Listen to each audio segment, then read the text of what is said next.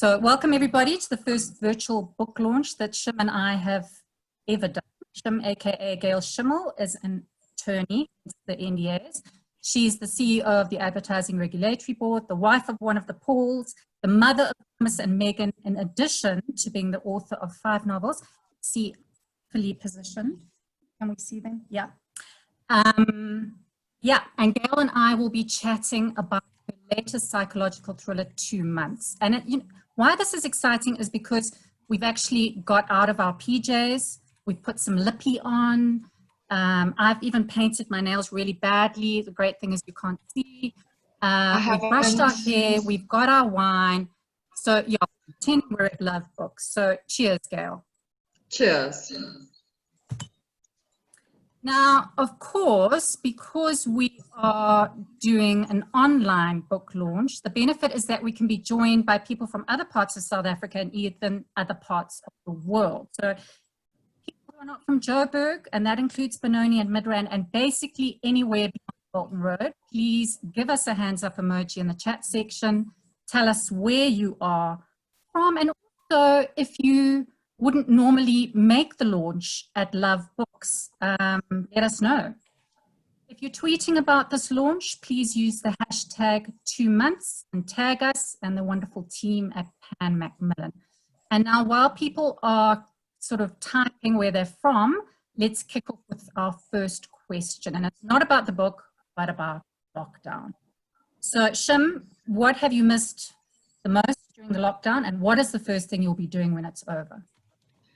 It's funny, I was thinking about this morning, and the lockdown's confirmed for me actually what an introvert I am, because I'm not missing the obvious things. I'm missing quiet things. I'm really, and I know I'll be attacked on Twitter if I say this too loudly, but I'm really missing walking the dogs.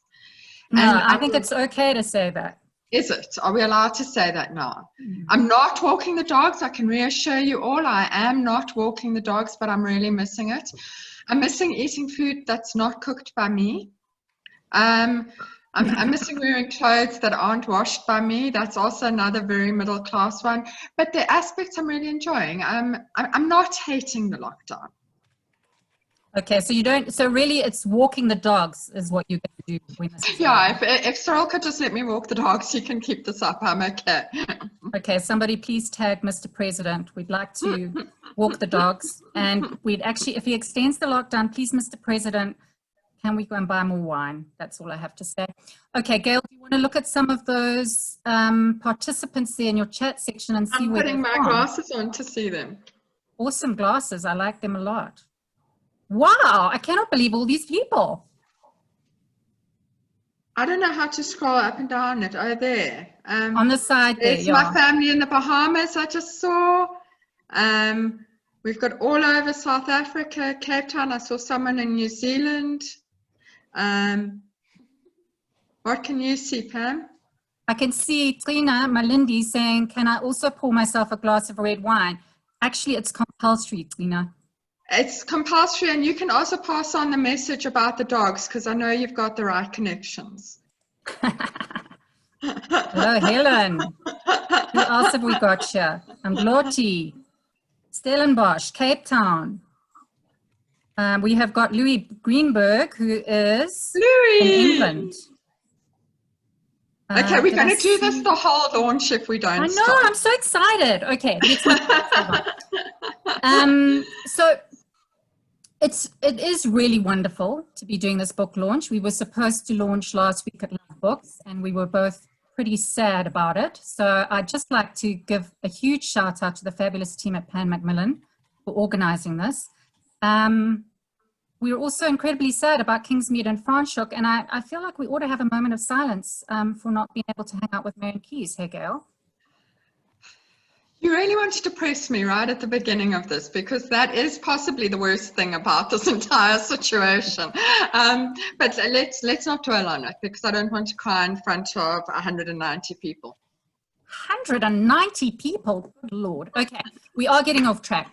Let's talk about 2 months. Tell us what it's about. So 2 months is about Erica, who wakes up one day and finds she has forgotten 2 months of her life. And as she tries to figure out what's going on, she realizes that her husband, who is a very beloved husband, her beloved husband is hiding something from her.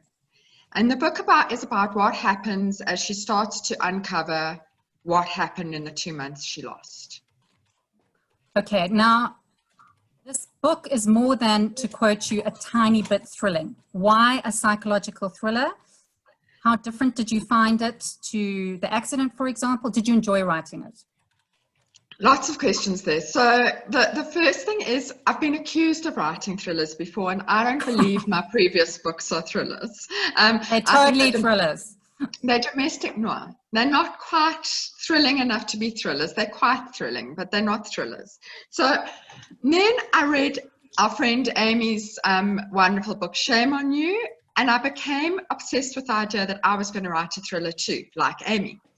And so I set out this time to write a thriller. It's the most intricately plotted book I've ever written. I found it very difficult. I've got reams of notes with arrows all over, the amount of mistakes I made writing this book, because it's got 3 timelines, and to keep the timelines straight. And in my notes, you see things like, what does she know on this timeline? And there's one note that goes, oh my God, does it end like this? And that is the ending that then happened. So I found it hard, but I also found it a lot of fun. Well, it certainly was a lot of fun to read, and the ending was wow. I really loved it. We were having a chat earlier. First of all, I have to share what my husband just passed to me, one of the pools. Can you see that? Have to put my reading glasses. Look at the camera. So I'm being directed, guys, as I do this. I love it.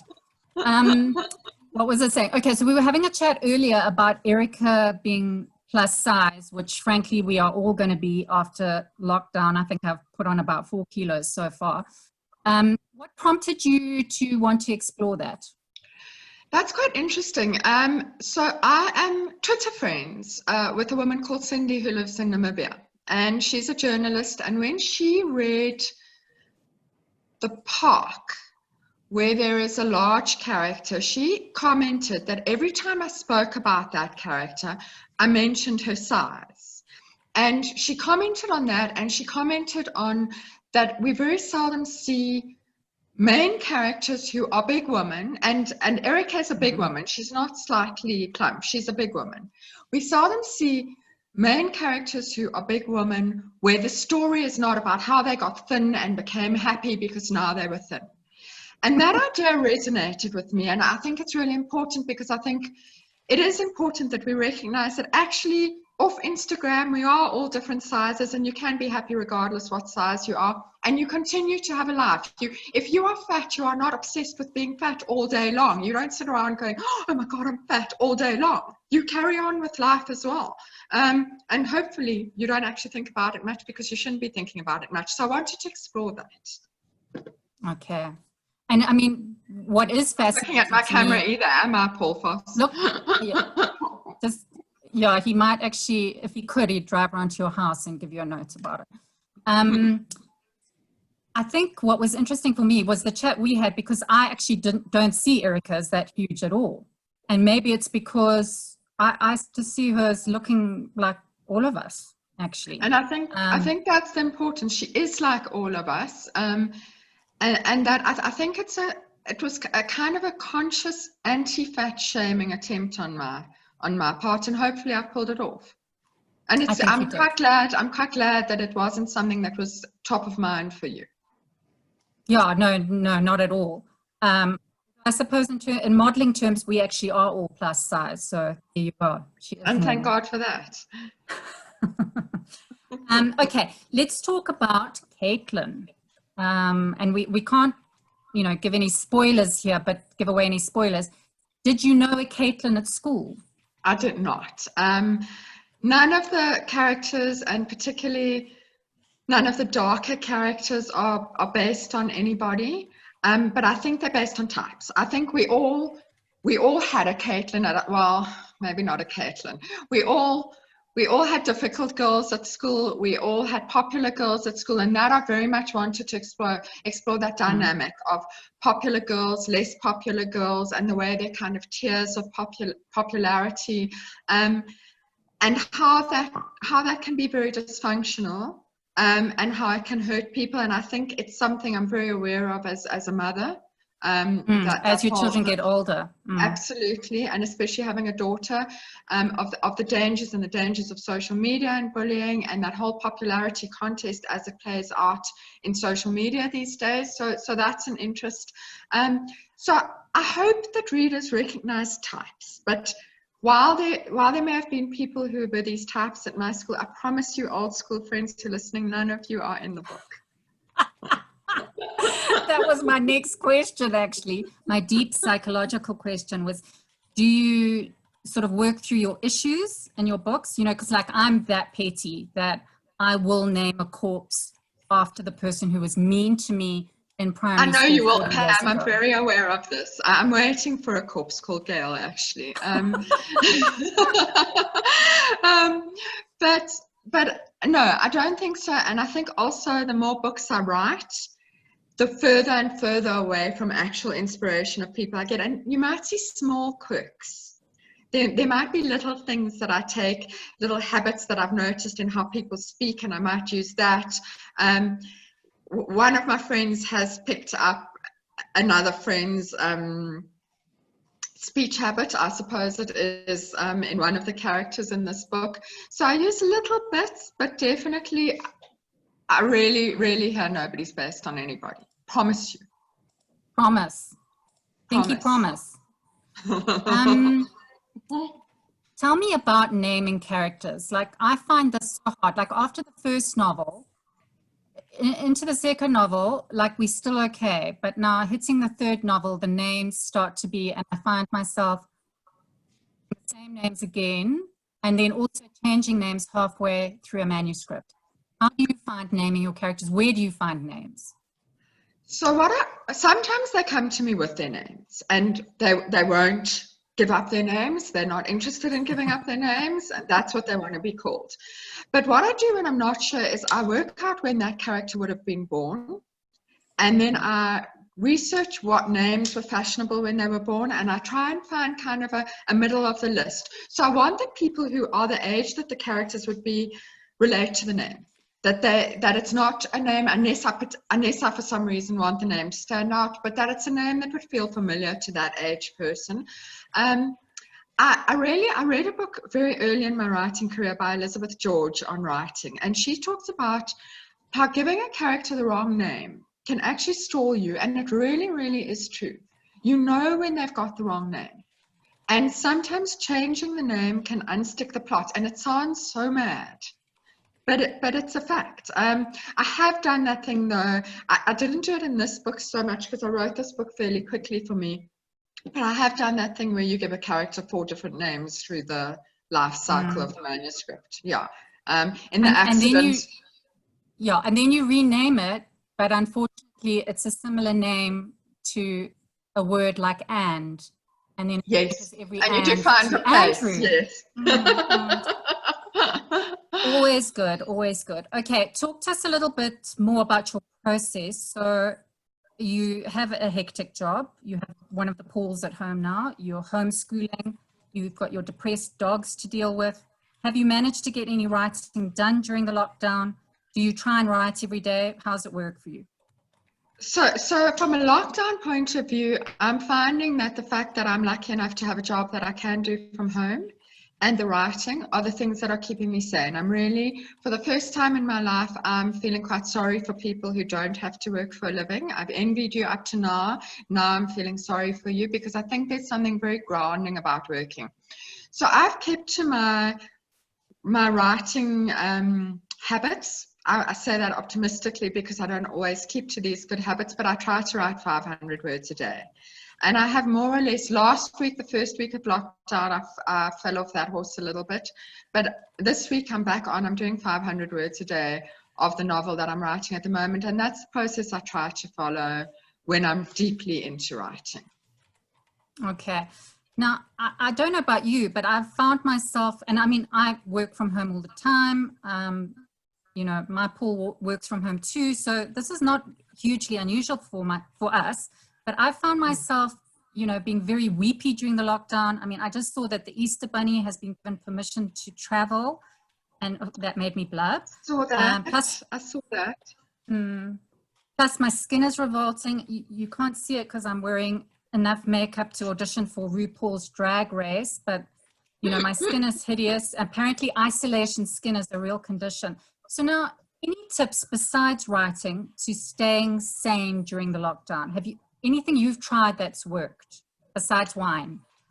Besides wine, I definitely am drinking more. I have to say, I'm not actually a big non-social drinker, but I'm definitely drinking slightly more.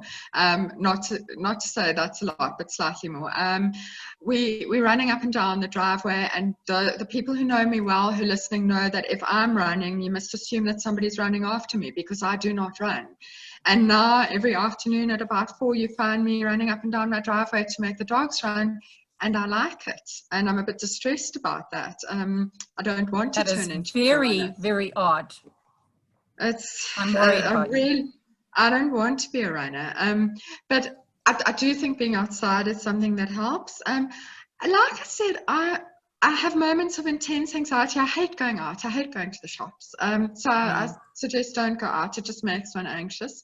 But I'm lucky enough that I like my husband. And I like my children, and they've been very, very good. So it's been okay. And I think it's about being realistic about it. Okay, let's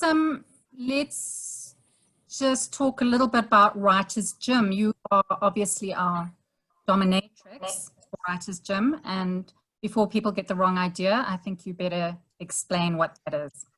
So I don't know how I became the dominatrix, because you are much more suited to the role. But Writer's Gym is a thing that you can follow Pamela and me and a number of other writers doing on Twitter, #Writer's Gym, where we check in with each other at the end of every week. We set goals at the beginning or at the end of the last week of how much we want to write, and then we check in and we see if we've met our goals. And the idea is that if you're accounting to someone, it keeps you on track. And for me, it works. I write better when we're doing Writer's Gym than when we're not. But for some reason, I've been given the role of the one who whips everybody.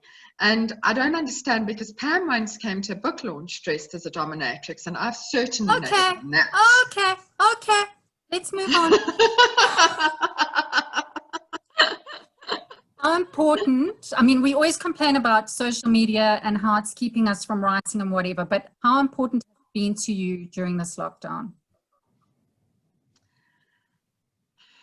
Social media, I don't know about everyone else. I'm finding it a very mixed blessing at the moment. I'm finding you read too much about the situation. You read too much about COVID-19. You get yourself freaked out. You read differing opinions. You get freaked out about that. And then my favorite, and any of my Facebook friends will know, I find the stories about how wonderfully the planet's doing without us.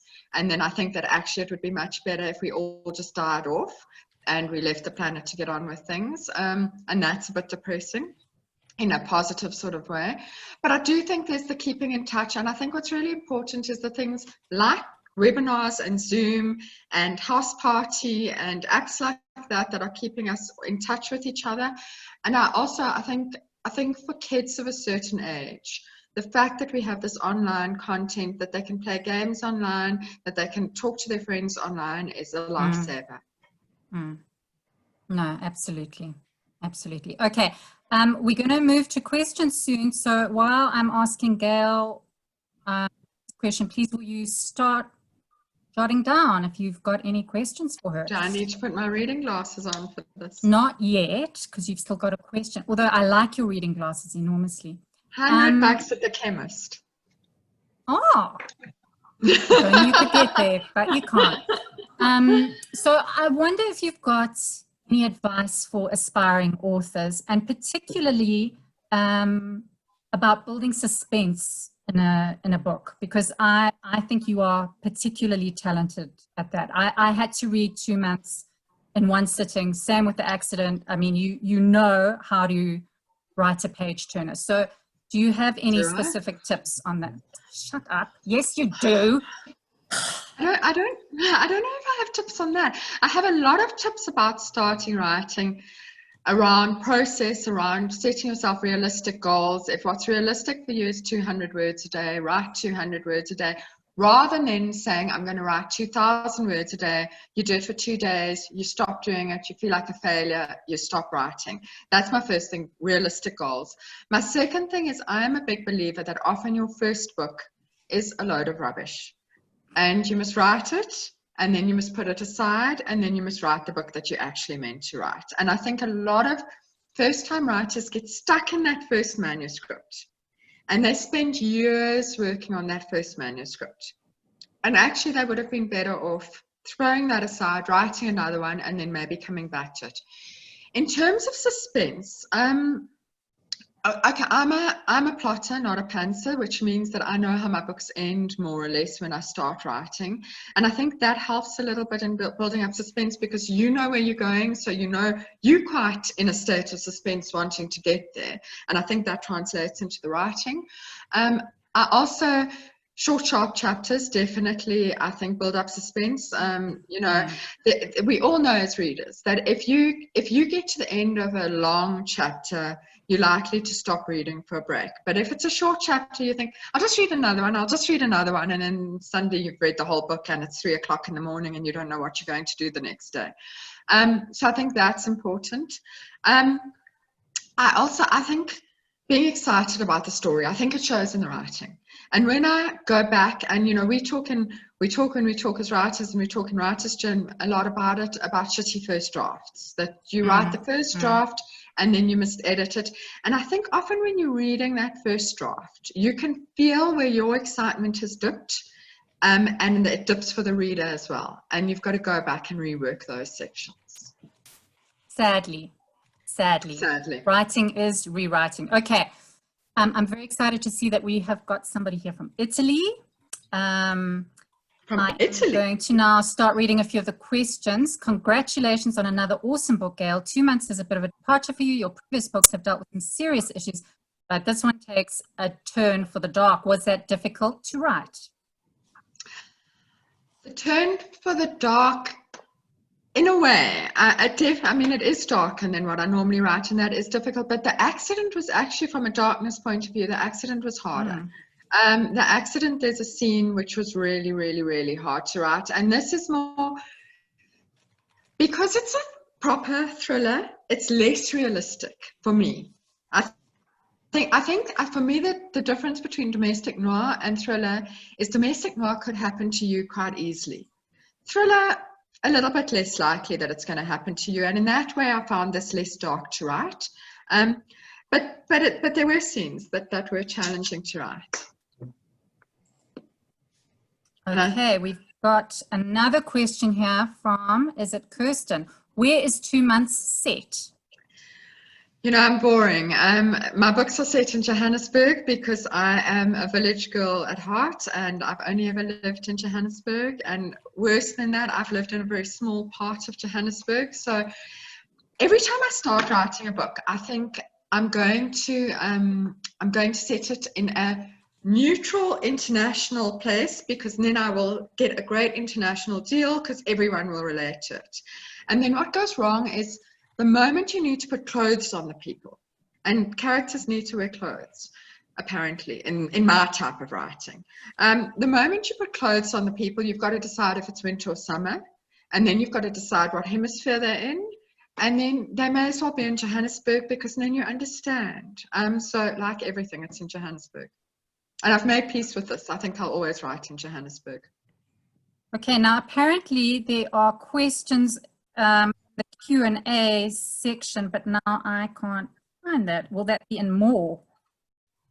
I've just seen a question which says... Okay, you answer that while I look for Q&A. Okay. It says, where did the idea of your character in 2 months losing 2 months of her life come from? I'm interested because I lost more than a month of life to a head injury when I was in my 20s, and it remains mysterious time. Penny, that's a very scary story. We'll have to investigate what happened. I hope it was nothing like what happens in 2 months. The 2-month thing was, so when I decided to write a thriller, I thought, what would a good premise for a thriller be? And that idea of lost time, I really, really liked. And if you've read The Accident also involves lost time in a coma. And so that was on my mind. And I became obsessed with this idea. My character must lose 2 months and not know what happened. But I spent a lot of time on a really, really bad idea that the character had to lose 2 months in their teens, and now they must be much older, and they must meet somebody who also had lost 2 months in their teens, and then something terrible had happened to both these people. And I spent ages, and I do my best thinking in the shower, so I spent ages in the shower trying to come up with what had happened to them in their teens. And then suddenly I thought, what if she wakes up just after she lost the 2 months? And then the rest of it came. Okay, I'm just laughing at a question here from Vicky. Do you drink wine and write to assist the creative juices to flow? No, not at all. So there's a section when we were editing The Accident. There was a section where my editor had written, "This makes no sense. It wasn't a birthday dinner, and now it's only a birthday dinner, and one of these characters didn't used to be at the table." And I realized that I had written that after a few glasses of wine and made a resolution never to drink and write again. So I never no drinking and writing, yeah. Never drink. Okay, from one of the Fab Four, Amy Haydenreich. Thanks for the shout out, Gail. Honored, shame on you, inspired you. How did you find the plotting and writing process for a thriller different to your previous novels? Although I definitely think many of your novels could be classed as thrillers as well. Thank you, Amy. This writing group that I belong to, they are so bossy and they are so opinionated. Like I said, I found it much more intricate. My notes, I keep notes of all the books I've written, and normally it's like a page of often keeping track of what the characters' names are, and often a timeline. But this one is pages and pages of me trying to keep track of what was going on. And I don't know if it's because it's a thriller or because I chose a particularly complicated structure. But I think it is. I think part of a thriller is you have to have quite a lot going on that you know is going on, that nobody else knows is going on, and that's quite tricky. And to do that, you've got to keep track. I found it much harder. I don't know that I'll be writing another thrillery thriller. They're all thrillers, okay? Sorry. Domestic noir. Thrillers. Okay, I have to read this one from the lovely Thomas. How long did it take you to write the book, Mom? Thomas, hi, love. This one was quick. This one took, I think, about a year, but I finished it in January 2019. I finished it. And then my laptop was stolen in March 2019, and 25,000 words weren't backed up, and I had to rewrite it, which was heartbreaking. But also, I think the book is much better for it. I really actually believe we should all, with everything we write, have to rewrite the entire book, but that would be exhausting. And now I've learned about the cloud, and I'm backing everything up, and I'm never going to do this again. But it slowed it down quite a lot. Okay. I like this question here. I think it's from Tracy Ann. When you're writing, do you yourself get involved in the characters and plot? Movie actors sometimes get too involved, but what about fiction writers? That's an interesting one. I don't think I do. I don't think I do. I think sometimes I'm a bit absent from the world because I'm thinking about my plot. I think occasionally I will write a scene and be quite caught up in the emotions of that scene, and then sort of come to supper angry when nobody's done anything to make me angry or things like that. But I don't think it's like acting, because I think it's a different level of submersion. I don't know. Pam, you've done both. You're probably actually better equipped to answer that question. You know, when I write scripts, I think the level of involvement is, if a scene doesn't make me cry, then I know, like if I'm writing a sad scene, then I know I haven't nailed it. And I feel the same about fiction. Yeah. I've got to be that emotionally involved. I think crying is a big sign, and I think I know when I reread certain scenes in certain books, I cry every time, even though I know it's going to happen. In The Accident, I cried every time. Oh, The Accident. Even though I knew it was going to happen. I didn't cry in this book. I don't think there's a crying scene in this book. But maybe it is because it But is interestingly, I don't cry while I write it. Okay, we've got so many lovely questions. What part does an editor play when you write a book? That's a great question. I love being edited. I have a wonderful editor, and I think she's on this webinar, Nicola. And all my books, Nicola's edited, and I love being edited because I'm quite a private writer. I don't share my work while I'm writing it. So the first time that I get any feedback, I have a son looking through the window at me. The first time that I get any feedback is when I go into that editing process, and I love it. I love that suddenly there's somebody who's as interested in your completely imaginary world with your completely imaginary characters, and they're just as caught up as you are in what these completely imaginary people are going to do. And I love that. And for me, you have to be edited, and you have to come to the editing process with humility. You cannot come to the editing process thinking that your work is so good that you don't need to be edited. You have to come to it with humility. I get my books back, and then Nicola's red marks all over the page, and I open it and I'm like, oh. And then I open it again and I realize all she's done is made me a better version of myself as a writer. No, I mean, absolutely. The 3-day sulk is important while you sort of I sulk for about not 3 days, 10 minutes max. But yeah, I think that's a very important point, is writing is rewriting. If you don't like being edited, this definitely is not the job for you. I've just got to read this from our lovely Louis Greenberg. Not a question for public reading, but I'm sorry, we are going to read it out.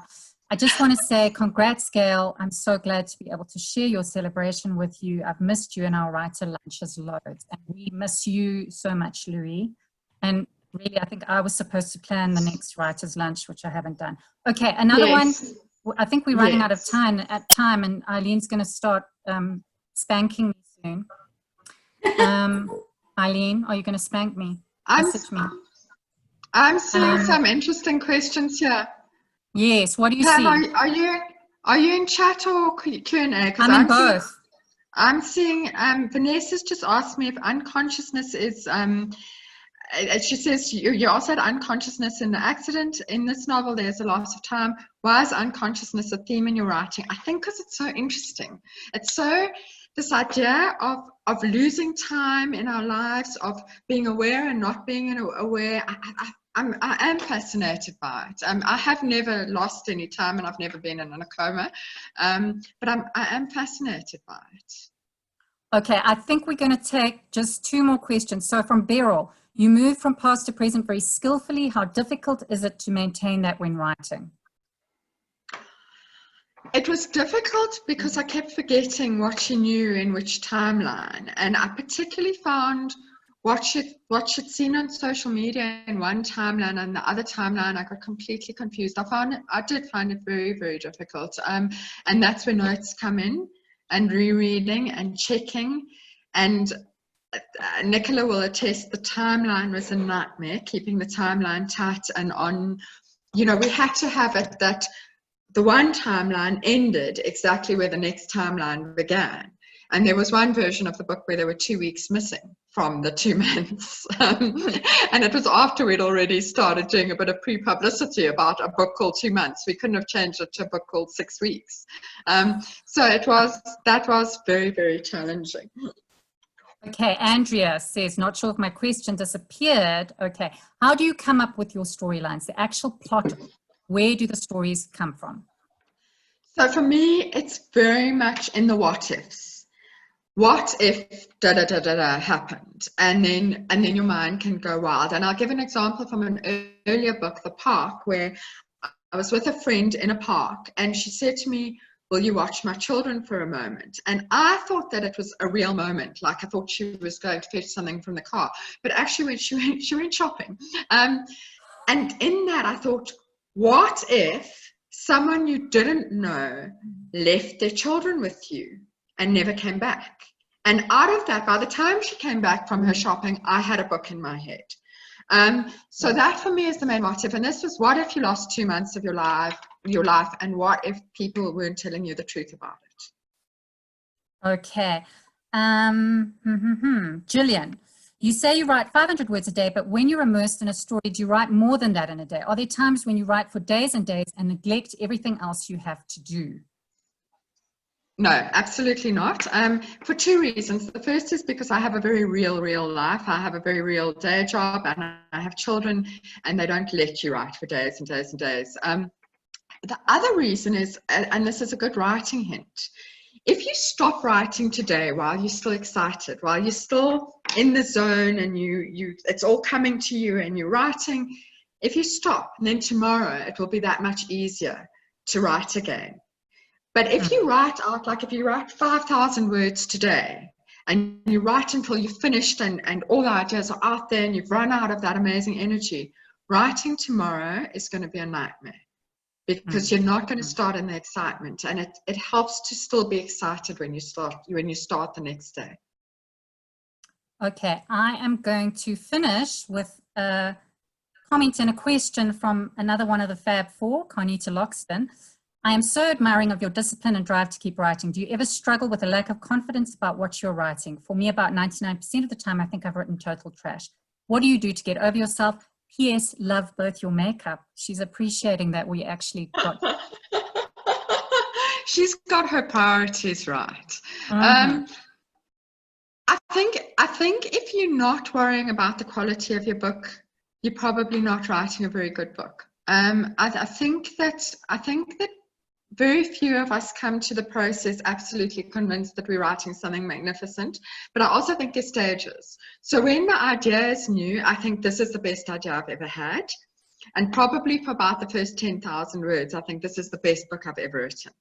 And then I have a space from about 30,000 to 50,000 where I think this is the stupidest idea I've ever had.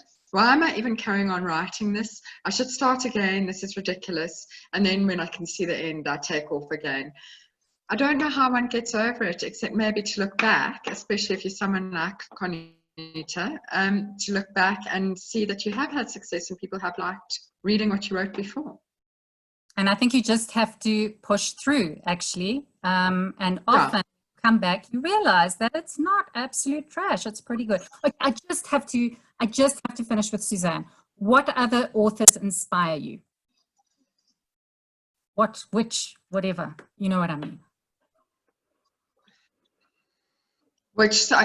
You froze a few times in that question for me. So you're asking what writers inspire me. So many. It's so difficult to answer that question because it will be whatever I'm reading at that moment will occur to me. We're all obsessed with Marianne Keyes at the moment because we just missed out on meeting her at the major festivals in South Africa. So and that type of writing, that writing where you keep reading and you don't want to put the book down, that inspires me. But also South African authors who have written. My aim is to write books that are South African in taste, but that could be set anywhere.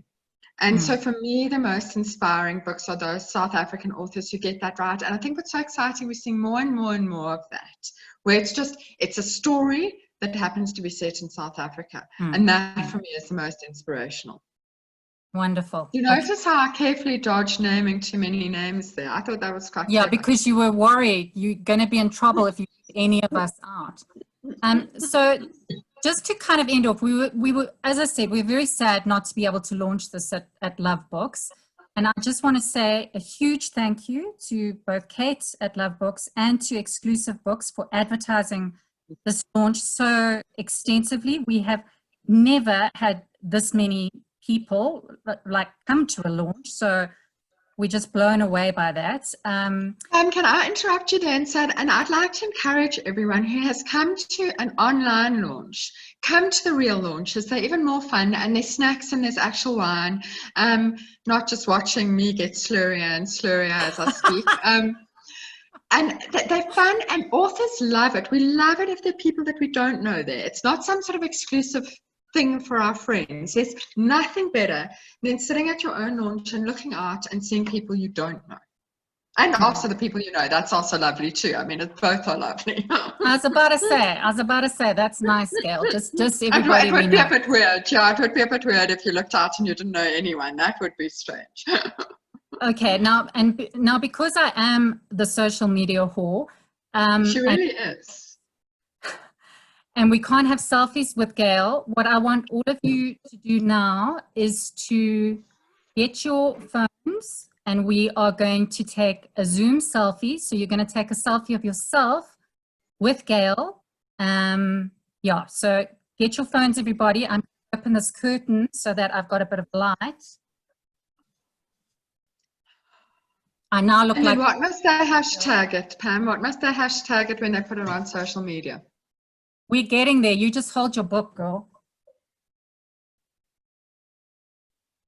Okay. Has everybody phones? Gail, you just smile nicely. Okay, and another one, big smile. Gail, speak so that it goes to you. Oh, okay. Sorry, I didn't realize I had to do that. I'm happy to speak. And on one side you have my book, and on the other side you have my daughter's beautiful self-portrait from when she was very little. I hope you're all enjoying taking a picture of that as well. Can I put it down now, Pam? I don't know. Everyone got their selfie? That. Let me close this curtain again because I look like the angel Gabriel. There we go. Pam, the angel Gabriel was a man. I told you I'm ready for RuPaul's Drag Race. I can do that. Okay, so guys, please go and buy the digital version of the book now. And then when lockdown is over, you go and buy a hard copy from Love Books or Exclusive Books or Bargain Books, because signed books really do make the best gifts. And yeah, I just... what must I hashtag when they put sorry, yes. Sorry, I'm clearly on the wine too much. So you need to post your selfie on your social media platforms, so Instagram, Facebook, Twitter, and you need to hashtag it 2 months and preferably tag us at Pamela Power or at Gail Schimmel and Pan Macmillan, South Africa. And I think that's it. Final words from you, Shim? I think you've covered everything. I think it's really been a challenging thing launching a book in a lockdown where people can't buy the book. So please do try buy the ebook, but also if you want to wait for a hard copy, we all know there's nothing like a hard copy, and I will be happy to sign everybody's hard copy when this is over, if this is ever over. And I hope you enjoy it. I hope that this is the sort of book that I'm looking for at the moment, that is the sort of book that you read and it removes the anxiety, because you're so anxious about what's happening in the book that you stop being anxious about what's happening in the world. I really hope it's that book. Okay. Thank you, everybody, so much for joining us. Go forth and buy the book, and also please tell everybody about it. Stay safe, and remember, stay the hell at home. Bye.